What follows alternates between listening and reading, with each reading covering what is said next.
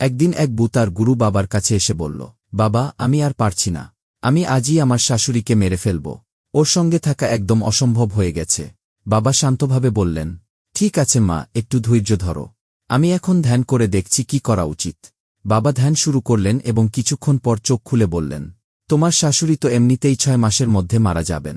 তুমি যদি এখন কিছু করো তাহলে শুধু নিজেই বিপদে পড়বে, আজীবন জেল খাটতে হবে। তাই ধৈর্য ধরো, আর কিছু করার দরকার নেই। এই কথা শুনে বউ খুব খুশি হল।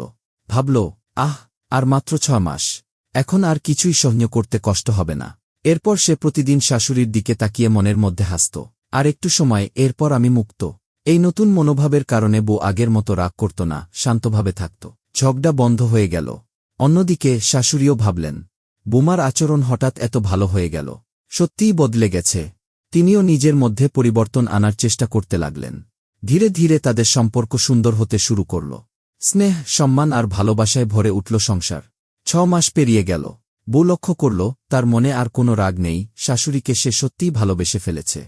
সে আবার বাবার কাছে গেল আর বলল, বাবা, আপনি তো বলেছিলেন আমার শাশুড়ি 6 মাসে মারা যাবেন, কিন্তু উনি তো এখন একদম সুস্থ আছেন। বরং উনি এখন আমার জীবনের প্রিয়জন হয়ে গেছেন। বাবা হেসে বললেন, মা, আসল সমস্যা তোমার শাশুড়ি ছিলেন না, তোমার মন ছিল। তুমি যখন নিজের দৃষ্টিভঙ্গি বদলালে তখন তোমার জীবন বদলে গেল। ঘৃণা আর রাগ শুধু অশান্তি আনে, কিন্তু ভালোবাসা বদলে দেয় সবকিছু।